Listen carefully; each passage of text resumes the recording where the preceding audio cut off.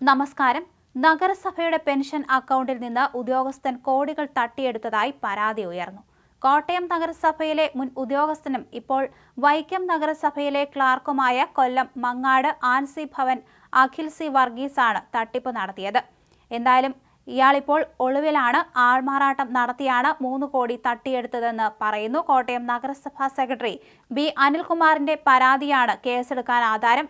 വാർഷിക സാമ്പത്തിക പരിശോധനയിലാണ് ഇത്തരത്തിൽ തട്ടിപ്പ് പിടികൂടിയത്. കോട്ടയം നഗരസഭയിൽ ജോലി ചെയ്തിരുന്ന സമയത്ത് പെൻഷൻ വിഭാഗം കൈകാര്യം ചെയ്തിരുന്ന കാലം മുതൽ അഖിൽ നടത്തിയ പണമിടപാടിൽ 3 കോടി രൂപയ്ക്ക് മുകളിൽ തട്ടിപ്പുണ്ടായെന്ന കണ്ടെത്തലിനെ തുടർന്നാണ് നഗരസഭാ സെക്രട്ടറി പോലീസിൽ പരാതി നൽകിയത്. അതേസമയം പ്രതി വിദേശത്തേക്ക് കടക്കാൻ സാധ്യതയുള്ളതിനാൽ അടിയന്തരമായി പാസ്പോർട്ട് മരവിപ്പിക്കുന്നതിനും ആളെ കണ്ടെത്തി തുക വീണ്ടെടുക്കുന്നതിനുമുള്ള നടപടി സ്വീകരിക്കണമെന്നും പരാതിയിൽ പറഞ്ഞിട്ടുണ്ട്. അതേസമയം സാധാരണ വാർഷിക സാമ്പത്തിക പരിശോധനയിൽ ചില അപാകം കണ്ടതിനെ തുടർന്നാണ് വിശദമായ വിലയിരുത്തലിലേക്ക് കടന്നത്. 2020 മുതൽ അഖിൽ സി വർഗീസ് പെൻഷൻ വിഭാഗം കൈകാര്യം ചെയ്തിരുന്നത് മുതലാണ് സാമ്പത്തിക തിരിമറി നടത്തിയതെന്നാണ് കണ്ടെത്തൽ.